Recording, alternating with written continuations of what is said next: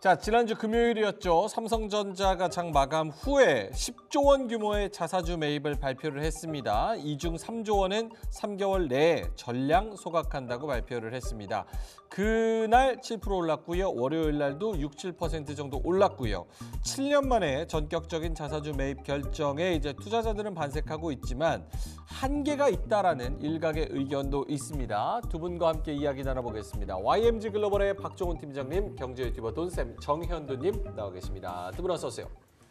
네, 안녕하세요. 반갑습니다. 안녕하세요.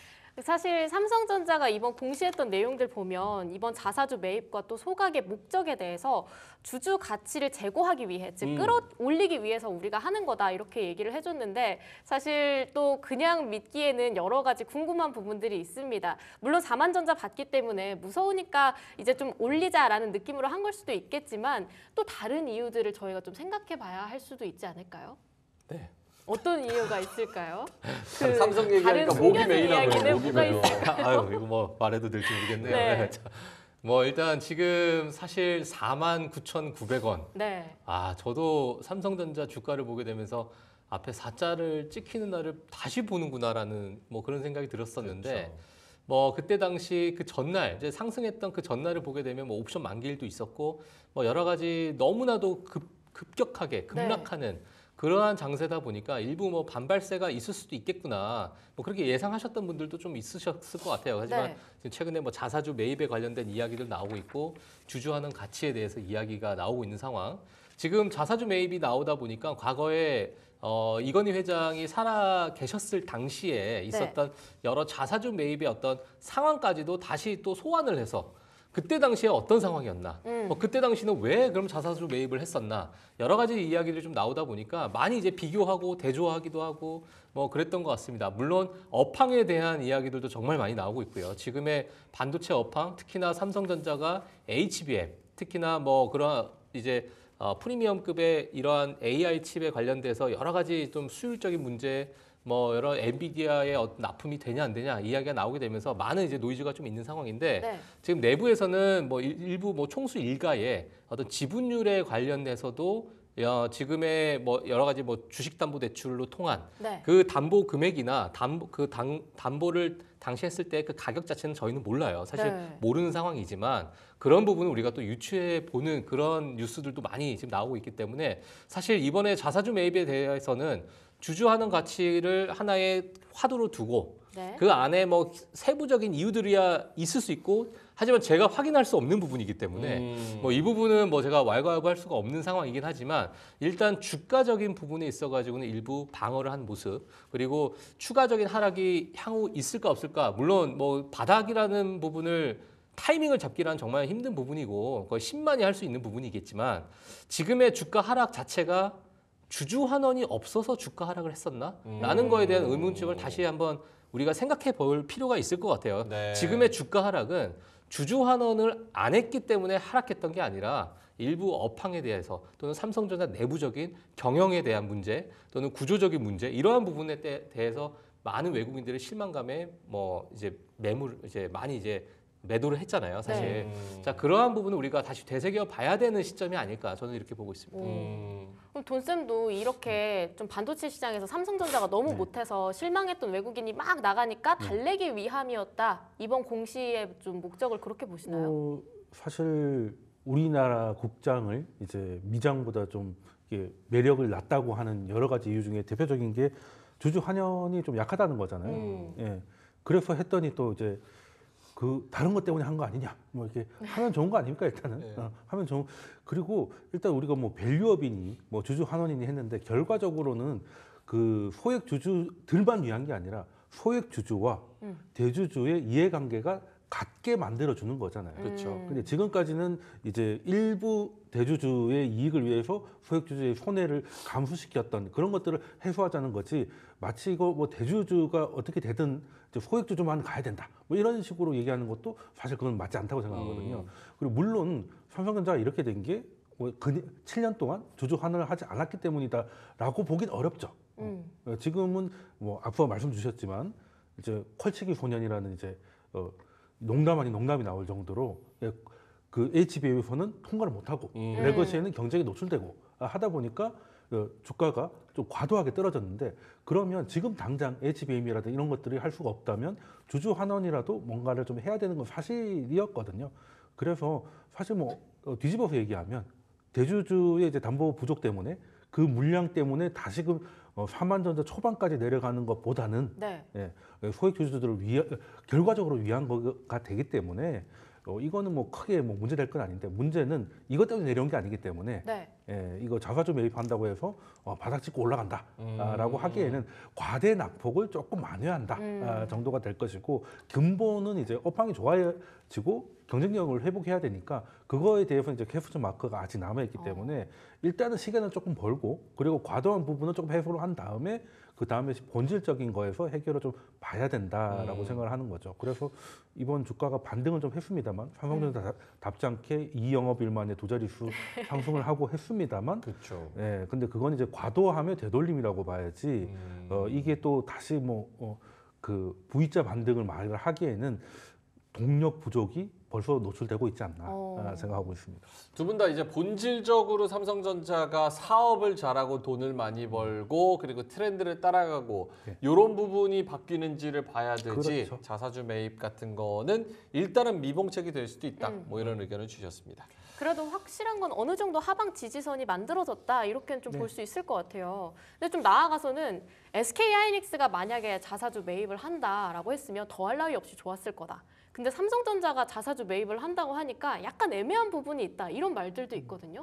이번 자사주 삼성전자가 매입하고 소각하고 나면 예. 어떤 점들을 좀 저희가 가져갈 수 있고 또 어떤 부분에서는 저희가 리스크다라고 좀 정리를 해볼 수 있을까요? 그러니까 뭐 자사주 매입이라는 것 자체에 여러 장점과 단점이 있고요. 사실 뭐 앞서서 말씀해 주신 것처럼 업황이 괜찮고 뭐 기업의 어떤 재무 상태나 아니면 여러 가지 어떤 성장력이나 이런 것들이 정말 뒷받침됐을 때 이런 호재성 기사는 정말 뭐 곱절이 되죠, 사실상. 네. 예, 주가에 정말 어마어마한 영향을 미치기도 하고 그리고 전반적인 어떤 시장 자체가 활력이 있었을 때 뭐 거래량이나 수급이 정말 좋았었을 때 이러한 잠깐의 호재성 뉴스도 그냥 상한가로 그냥 바로 갈 수도 있는 상황이거든요, 사실상. 근데 지금의 이제 국내 시장의 상황을 봤을 때는 그러한 어떤 동력 자체를 끌어올리기가 그러니까 아래로 떨어지고 있는 물살이 너무너무 강한데 이런 물살을 되돌리기 위해서는 더 많은 힘이 좀 필요한 부분이다 보니까 과거에 비해서는 지금에 나오고 있는 여러 뭐 삼성전자뿐만 아니라 여러 이제 기업들의 호재성 기사들이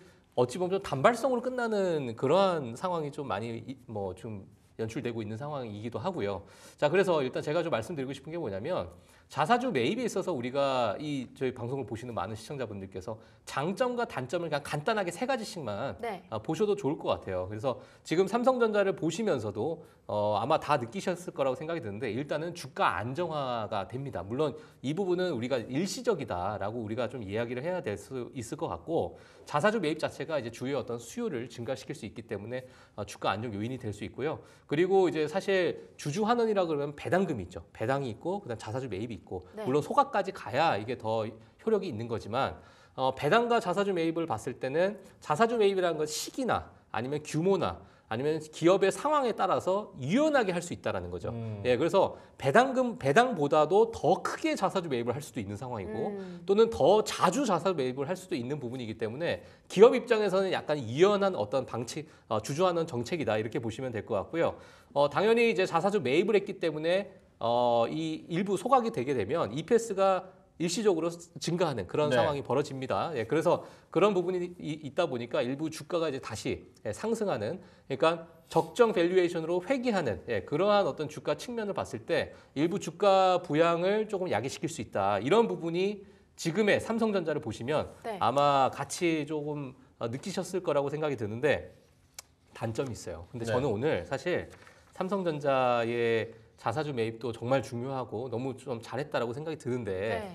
이러한 뭐랄까요? 그러니까 업황 자체가 정말 괜찮고 삼성전자가 승승장구하는 그런 상황에서의 자사주 매입, 현금 흐름이 정말 좋은 상황에서의 자사주 매입은 더 긍정적인 효과를 줄 수도 있는데 이게 또 기회 비용이 될 수 있다는 거죠. 그렇죠. 그러니까 왜냐하면 여러 가지 우리가 향후 성장성 있는 사업에 투자를 하거나 또는 R&D에 투자를 하거나 이러한 투자를 할 수 있는 이런 자본금 자체가 자사주 매입으로 들어가게 되면 이런 유망한 산업 자체에 대한 투자가 줄어들 수 있기 때문에 이런 기회 비용이 분명히 있을 수 있고 또 주가 주가 상승 자체가 일시적으로 볼 수 있는 그런 뭐 요인도 분명히 있을 거고요. 그리고 이제 재무 구조 자체가 우리가 좀 봐야 되는데 아마 앞에서 말씀드린 것처럼 일부 자사주 매입 자체가 부채를 통해서 레버리지를 이용해서 자사주 매입을 하게 되면 일부 부채가 좀 증가하는 상황이 벌어지다 보니까 물론 삼성전자는 좀 예외일 수 있습니다만 다른 여러 기업들 같은 경우에는 뭐 그렇게까지 자사주 매입을 하는 기업은 없겠지만은 여러 만약 그런 기업이 있다라면은 재무 구조의 어떤 취약성을 또 나타낼 수 있다. 저는 이렇게 좀 보여집니다. 그래서 사실 장점과 단점 여러 가지가 있지만 지금 삼성전자 입장에서는 뭐 이유가 어찌 됐든 간에 네. 일단 주가를 일부 방어를 했기 때문에 저는 뭐 긍정적으로 보고는 있어요. 긍정적으로 보고 있지만 자 그러면 앞서서 뭐 지금 돈세님께서 말씀해 주신 이제 V자 반등이냐? 네. 그거는 아니라는 거죠. 그건 아니고 이제 업황이나 아니면은 삼성전자 자체적으로 자체적으로 괜찮아지는 그러한 구간을 우리가 투자자들이 직접 또 확인을 하는 그런 시간이 좀 필요하지 않을까. 자 그렇게 보여집니다. 예. 우선 자사주를 매입하고 소각하고 나면 투자자들이 가지고 있는 주당 가치가 어쨌든 올라가게 되니까 호재라고 봐야겠지만 여러 가지 여지껏 왜 밀렸나라는 걸 봤을 때는 업황 자체에서 부진한 성적들을 가져왔기 때문에 이러한 부분들이 다소 기회비용에 있어서 리스크가 된다. 좀 이렇게 정리를 해볼 수 있을 것 같은데요. 근데요, 돈쌤, 좀 미국이나 이런 해외 기업들은 더 자사주를 많이 소각하고 좀 이런 주주 환원 정책에서 더 적극적으로 하는 그런 문화가 있다고 적극적이죠. 들었거든요. 일단 미국도 처음부터 그러진 않았습니다. 네. 미국이 80년대 때 우리가 지금 하고 있는 밸류업을 시작하면서 그때 얘기가 됐던 게 CEO하고 일반 사원들하고의 그 급여 차이가 너무 심하다. 이걸 이제 정부에서 규제를 하기 시작했거든요.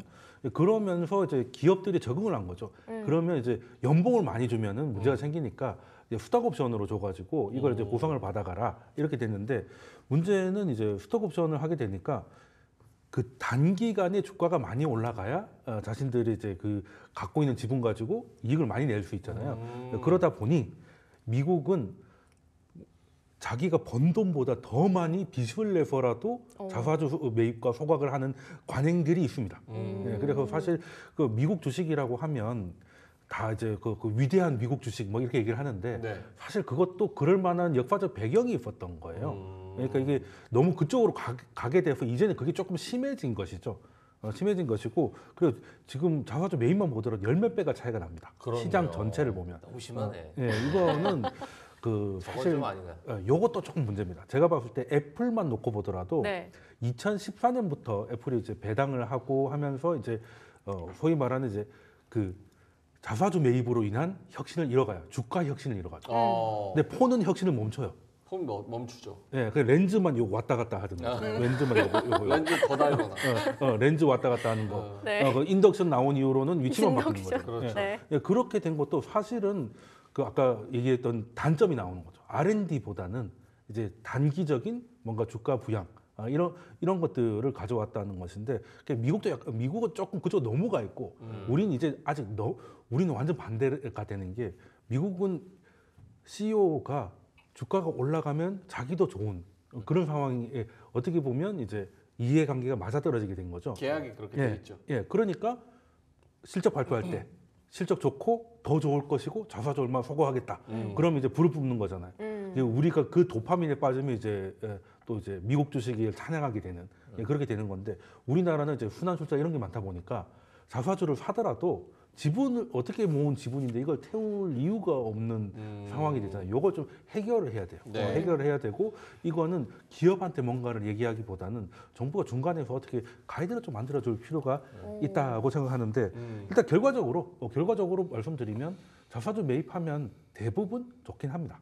이건 우리나라 시장에서만 보더라도 한 10년 정도 데이터를 보면 네. 자사주 매입을 하면 별다른 일이 없으면 한 1년 정도 지나면 12% 정도의 수익률을 보이고 있더라. 네. 그래서 이거는 뭐 미국처럼 빚을 내서까지는 아니라 하더라도 이익의 일부를 소각해서 소액 주주든 아니면 오너든 간에 주가 상승으로 인한 이익을 같이 향유할 수 있게 만들어주는 거는 분명히 의미가 있을 것 같다라는 것이고요. 네. 물론 근데 우리나라 기업은 미국하고 조금 달라서 네. 일단 업황이 좋아야 됩니다. 업황이 좋아야 되고 그래서 삼성전자도 사실은 이거 좀 유명한 짤이죠. 이게 뭐예요? 30년 전에 5만 원으로 삼성전자를 샀는데 이제 왜 30년 만에 아직도? 깨신 거예요 할아버지가. 그래서 이제 삼성전자 많이 올랐겠지 열어보니까 또 5만 원인 거야. 그래서 화가 나가지고 이제 증권방송에 전화해서 상담을 이제 신청을 했던 기획이 있는데 그 사이에 액보를 냈죠. 삼성전자가. 그렇죠. 예, 50. 그래서 같은 5만 전자를 하더라도 5만에 사셨으면 50배를 드신 거죠. 그래서 삼성전자가 사실 그 사이에 한 지금까지 치면 한 총 3번이니까 한 2번 정도의 자사주 매입이 있었지만 사실 저거 50배 오른 거 자사주 매입 때문이 아니잖아요. 그렇죠. 제대로 잘 했고 기술 기업은 기술로 승부를 했기 때문에 여기까지 온 거라서 자사주 매입도 좋고 거기서 또 가져가면 좋을 것 같다. 이거 최근 자료예요? 이 지금 종목 상담하는 그러니까 거. 10년 된 것 같은데. 이것도 그렇게 오래는 안 됐을 거예요. 이거 5만 전자 넘어갈 때. 넘어갈 때. 5만 전자 처음 넘어갈 때. 저는 요번에 액본하고. 요거는 아니고. 올해는 아닙니다. 올해는 지금 약간 좀 화가 더 많이 나서. 아니 저 다 화면 잡았으니까. 저 진행자들의 화장이랑 옷이 약간 좀 네, 그러게요. 10년 전, 20년 그러니까 5만을 이렇게 갈 때, 지금은 5만 이렇게 내려왔잖아요. 그렇죠. 이렇게 갈 때 5만. 돈쌤님이 굉장히 중요한 포인트 짚어주신 것 같아요. 보통 자사주 매입하면 어느 정도 좀 상승하는 그런 흐름들이 나타났지만 업황이 일단 안 좋으면 그게 또 발목을 잡는다. 희석되죠. 네, 실제로 좀 다른 길을 걸었던 종목들도 있어요? 다른 길을 걸었던 종목인데 앞서서 말씀해 준 것처럼 사실 업황에 따라서 조금 많이 달라집니다. 예, 네. 그래서 지금 뭐 반도체나 아니면 휴재 같은 이러한 기업들은 사실 어마어마한 상승을 보여줬었는데 지난 이제 우리 자사주 매입 공시를 한 이후에 네. 조금 어떤 주가 흐름을 좀 보게 되면 사실 저는 뭐 제목을 이렇게 적었어요. 자사주 매입 이후에 주가는 50대 50이다. 네, 그러니까 물론 과거에 정말 장기 시계열로 보게 되면은 대부분 종목들은 상승합니다. 예, 물론 일부 하락을 했다가 다시 또 회복을 하면서 다시 상승하는 그런 모습을 보이고 있고 사실 미국 같은 경우에 자사주 매입을 하게 되면 일부 주가 상승을 대부분의 어떤 종목들, 기업들이 보게 되면 한 80% 이상은 주가가 상승하는 그런 모습을 통계적으로 볼 수가 있는데 네. 사실 우리나라는 업황에 대해서 특히나 경기 민감주들이 정말 많잖아요. 그러다 보니까 뭐 소비재부터 해서 반도체 이러한 것들이 여러 이제 업황의 사이클에 대해서 민감하다 보니까 이 자사주 매입과는 좀 별개로 네. 어찌 보면은 뭐 물론 단기적인 기간이지만 제가 지금 가지고 나온 자료가 일부는 뭐 상승하는 기업들이 있고요. 또 일부는 하락하는 기업들이 있기 때문에 자사주 매입이라는 것은 무조건 상승이다라는 그 공식은 네.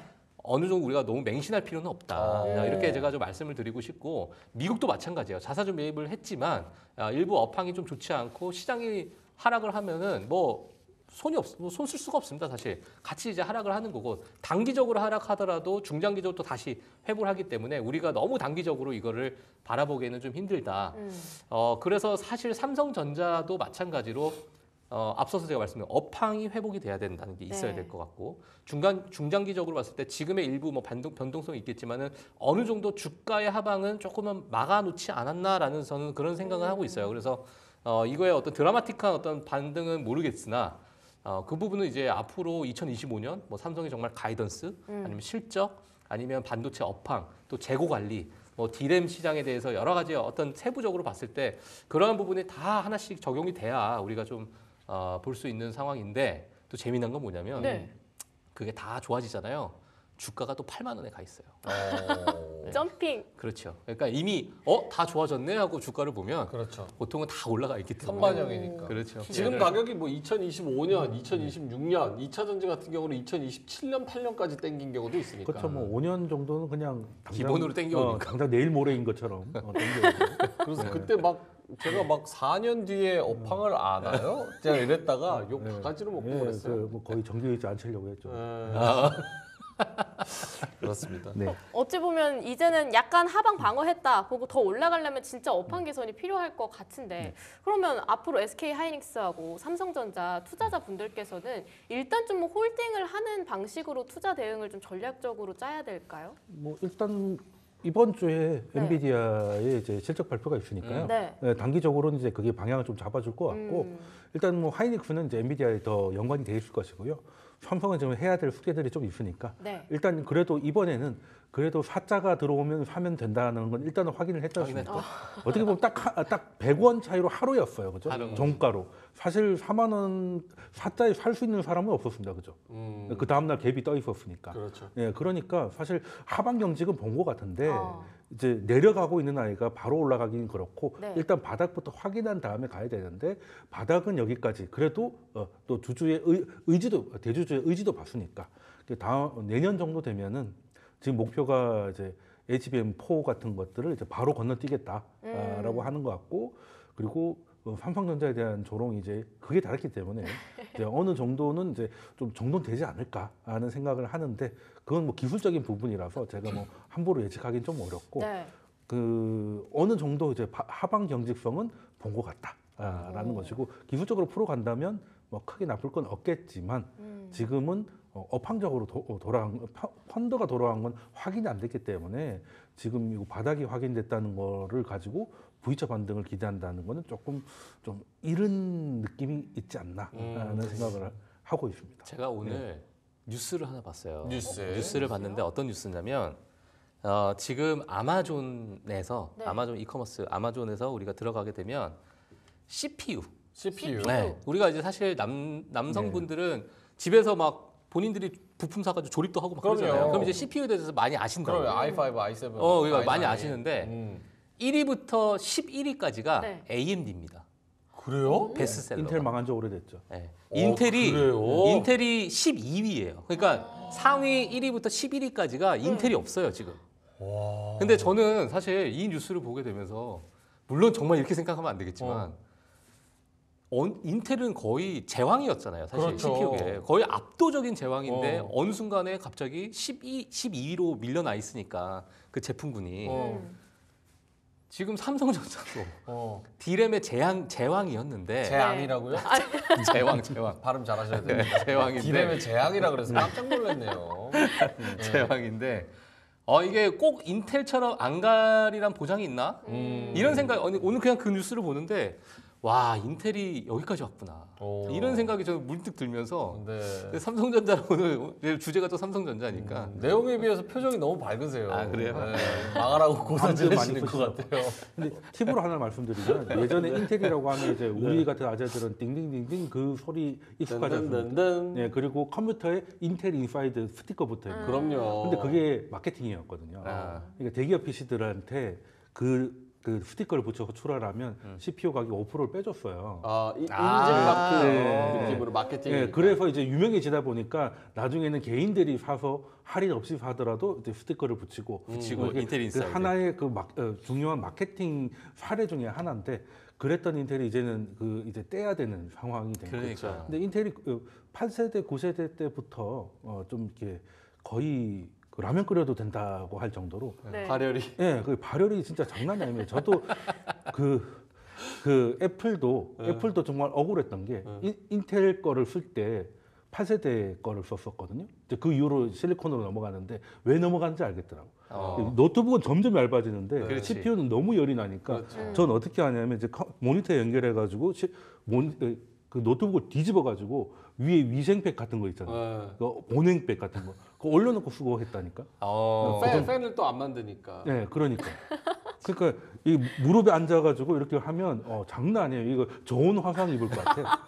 게다가 맥은 또 알루미늄이잖아요. 네. 완전 뜨거워요. 이거. 와, 이거 인덕션이에요. 이거. 계란 후라이 할수 허벅지에 있죠. 저온 화상 있으면 좀 이상할 것 같아요. 네, 그러니까 그 15인치, 16인치인데 이거 올려놓고 하면 뭔가 이게 요리해도 될 정도로. 그러니까 부팅되는 게 느껴져요. 딱 올려놓고 컴퓨터를 켜면 켜지고 있다는 게 느껴져. CPU 사용률이 몸으로 느껴진다니까. 제가 인텔 얘기 괜히 꺼낸 것 같아요. 이게 무슨 CPU야? 이게.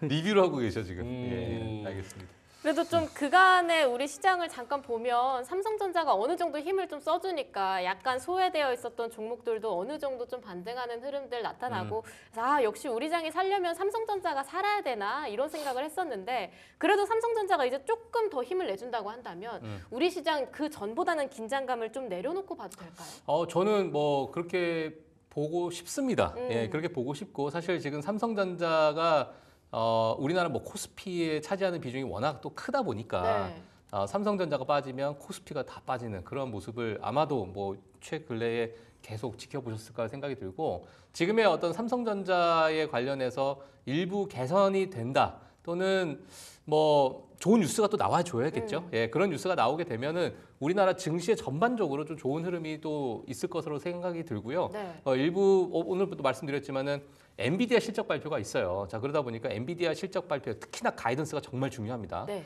최근에 엔비디아의 어떤 서버 렉에서 과열이 있었다라는 이야기 때문에 여러 서버렉에 대한 시스템을 변경하고 있는 상황인데 이러한 프로세스상 전혀 문제가 안 된다, 정상적으로 작동되고 있다라는 이야기는 나오고 있지만 네. 그러한 부분에 따른 가이던스의 어떤 메시지가 어떻게 나올지가 좀 중요할 것 같고 우리나라에서 뭐 삼성전자, SK하이닉스도 정말 중요하지만 그 외에 소부장 기업들 정말 많잖아요. 그러니까 이러한 부분에 어떤 온기가 돌기 위해서는 지금의 삼성전자 방어도 괜찮지만은 글로벌적인 이런 기업들의 실적 발표 플러스 가이던스, 긍정적인 가이던스죠. 자, 이런 것들이 지금은 아마 이번 주에 가장 큰 관전 포인트가 되지 않을까 이렇게 생각이 들어서 저는 사실 내심 엔비디아 실적은 괜찮을 것 같아요. 하지만 가이던스에 대해서 특히나 블랙웰에 대해서 지연이 된다는 얘기가 나오게 되면 뭐 삼성전자든 SK하이닉스든 무너지게 되면 사실 소부장도 같이 무너지는 그런 형국이 될 수 있기 때문에 네. 그러한 부분을 우리가 좀 지켜봐야 되는 그런 한 주가 되지 않을까 이렇게 보여집니다. 예.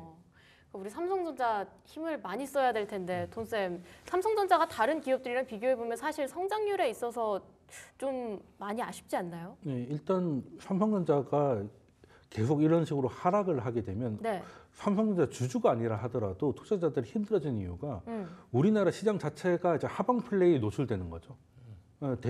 가장 큰 아이가 지금 방향을 아래로 잡고 있으니까 네. 그냥 내려가면 수익 낼 수 있는 그 파생 포지션을 쌓아놓고 두드려 패면 되는 거예요.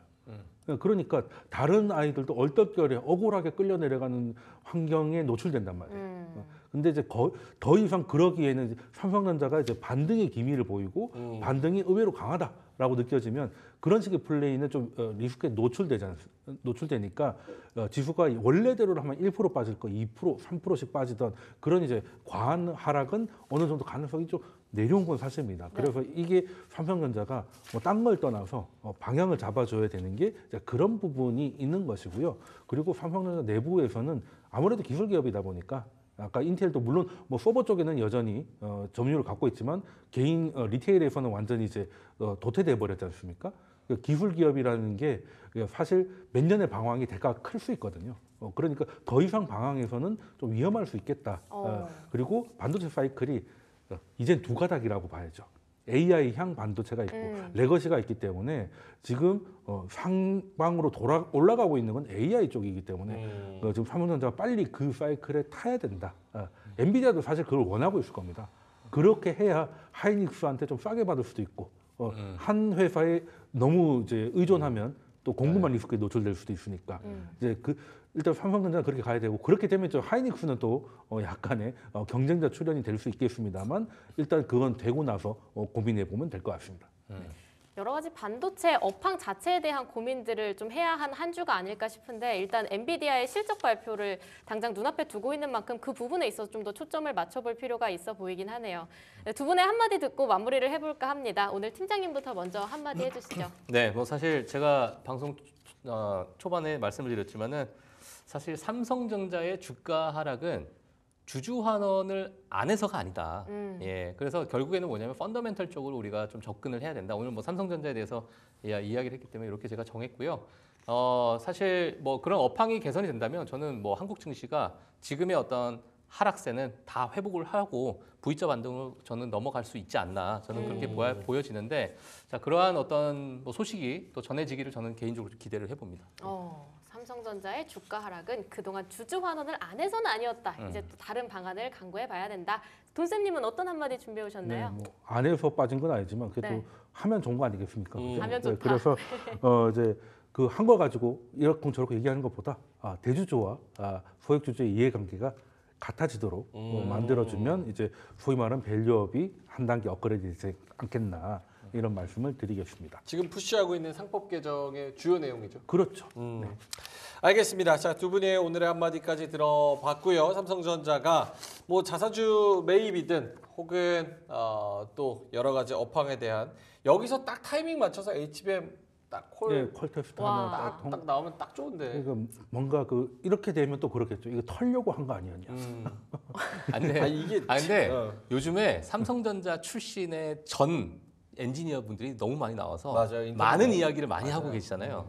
근데 그 얘기를 들어보면 너무 더 암울하니까.